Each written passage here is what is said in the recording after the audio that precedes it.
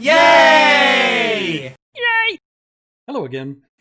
Continuing in the vein of problems that have sort of interesting setups and things to watch out for, here's another one. How about this? What if we have a mass like a brick that we're trying to push against a wall? So there's a wall, there's a mass brick, and then the force is acting perpendicular to the wall. I'm just trying to hold the brick there. The only reason I can do that is because there's some kind of friction. I'll call it 0.5, some sort of sticky thing that's where if I push hard enough, I can get the brick to stay against the wall. So M is 0.5. So look, I got mg acting down as normal. The reason I wanted to set this one up is because, again, sometimes you get stuck into repeating patterns where normal force is always, vertical or mostly vertical, and friction is horizontal or in the x direction. But look, this one's kind of neat. What direction is the normal force? It's normal to the surface, the contact of the surface, but that's the brick against the wall. The normal force is pushing back on the brick. So the normal force is going back that way. Look at that. That's an interesting case where the normal force is in the x direction. It could happen. And then what direction is friction? Well, again, we think, what would happen without friction? Without friction, this thing is going to slide down, right? So friction, being, of course, red,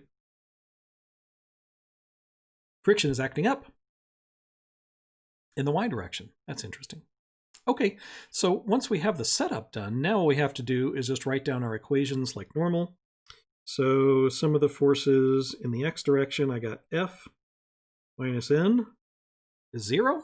In the x direction, it's not going anywhere. In the y direction, what do we have? I got friction going up, mg going down.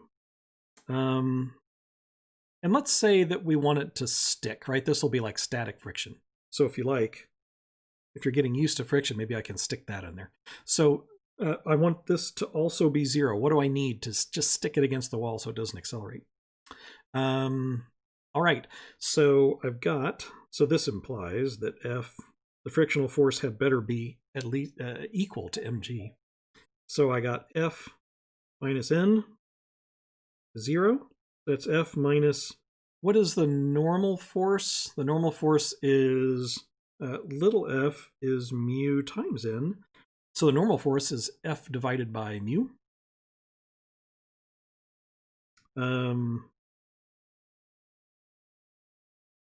Oh, actually,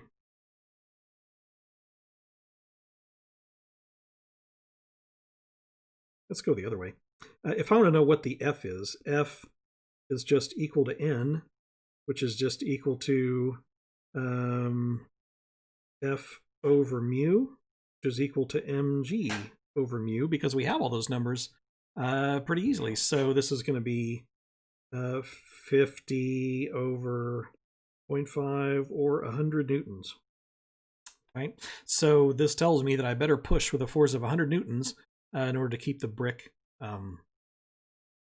pushed up against the wall and static so it doesn't fall. Okay, so not a real complicated problem, but an interesting setup. So we'll be doing some more of these also as we go along, things that look very much like this. So again, the whole reason I'm doing it is just to be careful on how you set things up. That occasionally you can come up against a problem where forces are in the directions that are not customary.